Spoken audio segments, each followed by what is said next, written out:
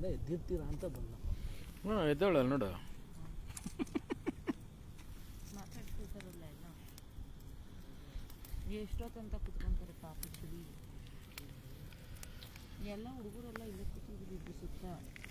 ಯಾವಾಗ ಎದ್ದೋದ್ರು ಎಲ್ಲ ಎಲ್ಲೋದ್ರು?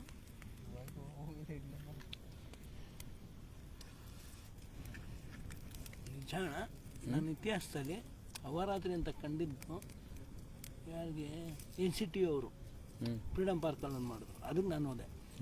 ನಾನು ಹೋಗಿದ್ದೆ 11:30 ಡ್ಯೂಟಿಯಿಂದ ಬಂದು ಹಂಗೆ ಹೋದೆ. ಅದು ಬಿಟ್ಟರೆ ನೆಕ್ಸ್ಟು ನಮ್ಮದು ಬಿಗ್ ಬಾಸ್ ಅಲ್ಲಲ್ಲ ನಮ್ದು ಅಲ್ಲಿ ಮೌರ್ಯ ಸರ್ಕಲ್ ಯಾರಣ್ಣ ಮಲ್ಗಿದ್ರು ಎಲ್ಲ ಇಡ್ಲಿ ವಡೆ ಬೋಂಡಗಳು ಬೋಂಡ ಹಾಕೊಂಡು. ಅಲ್ಲಿ ಚೆನ್ನಾಗಿತ್ತು. ನೀವು ಇರಲಿಲ್ಲ ಅದರಲ್ಲಿ. ಇಲ್ಲೇನು ಫೆಸಿಲಿಟಿ ಇಲ್ಲಿ ಕಡಿಮೆ ಅಲ್ಲ. ಅಲ್ಲೂ ಏನೂ ಇರಲಿಲ್ಲ. ಅಲ್ಲ ನಮ್ಮ ವ್ಯವಸ್ಥೆ ಕೇಳೋಣ ಅಲ್ಟಿಮೇಟ್ ಆಗಿತ್ತು. ಒಬ್ಬೊಬ್ರು ಒಂದೊಂದು ಹಾಡು. ನೀವು ಬಜ್ಜಿ ಹಾಕಿದ್ರೇನ ಕೊನೆಗೆ? ನಾನು ಸಾಮ್ರಾಟ್ ಮಂಜು. ನೀವು ಮೊದಲು ಶುರು ಮಾಡಿದ ಬಜ್ಜಿ ನೀವು. ಮ್ಯಾನೇಜ್ಮೆಂಟ್ ಬರ್ತಾರೆ ಅಂದ್ಕೊಂಡ್ವಿ, ಬಂದಿಲ್ಲ ಅವರು. ನೋಡೋಣ ನಾಳೆ. ಅದನ್ನು ಹೇಳೋದು ಪ್ರಬಲ್ಯ ಇದು ಮಾಡಬೇಕು. ನಾಳೆ ನೋಡೋಣ. ನಾಳೆ ಏಕೆಂದರೆ ನಾನು ಹಗಲೊತ್ತಲ್ಲಿ ನಾನು ಬರೋಕ್ಕಾಗಲ್ಲ. ನಾಳೆ ಎಲ್ಲ ಹಾಕೋಣ ನಾಳೆ. ಹಾಗಾಗಿ ಈ ಒಂದು ಸಂದರ್ಭದಲ್ಲಿ ನಮ್ಮ ಕಾರ್ಮಿಕರಿಗೆ ಬೆಂಬಲ ಕೊಡೋಣ ಅಂತ ಇದೆ.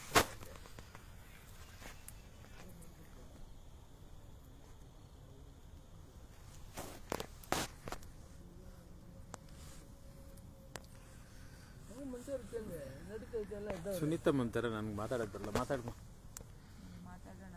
ಹಂಗೆ ಮಾತಾಡಮ್ಮ ನೀನು. ಸಾಗರ್ ಸರ್ ಹತ್ರ ಮಾತಾಡಿ ಸಾಗರ್. ಸ್ನೇಹಿತರೆ ನಮಸ್ಕಾರ.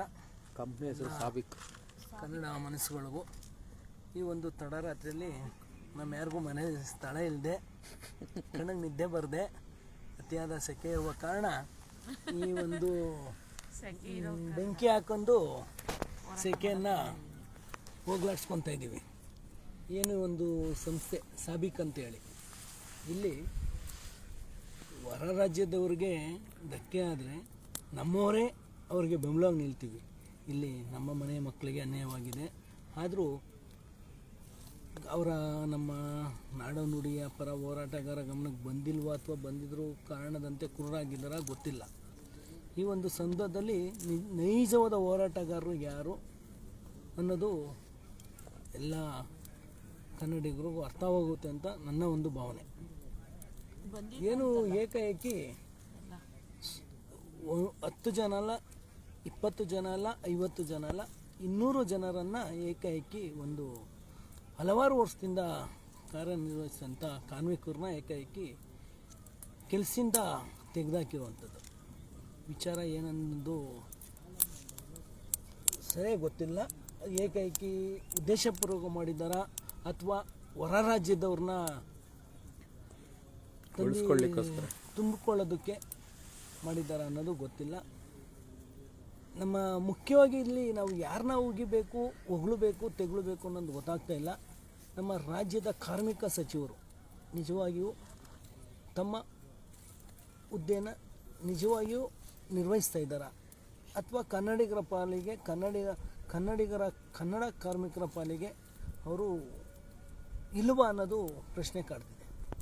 ನಮ್ಮ ನಾಡಲ್ಲೇ ಇರುವಂಥ ಕಾರ್ಖಾನೆಗಳಲ್ಲಿ ನಮ್ಮವರಿಗೆ ಒಂದು ಹುದ್ದೆ ಇಲ್ಲ ಅಂತ ಹೇಳೋದಾದರೆ ನಮ್ಮ ಮಾನ್ಯ ಮುಖ್ಯಮಂತ್ರಿಗಳು ಹೇಳ್ತಾರೆ, ಸದಾ ನಾವು ಕನ್ನಡಿಗರ ಪರ, ಕೇವಲ ಭಾಷಣಕ್ಕಷ್ಟೇ ಸೀಮಿತವಾಗಿದೆ ನಿಮ್ಮ ಮಾತು.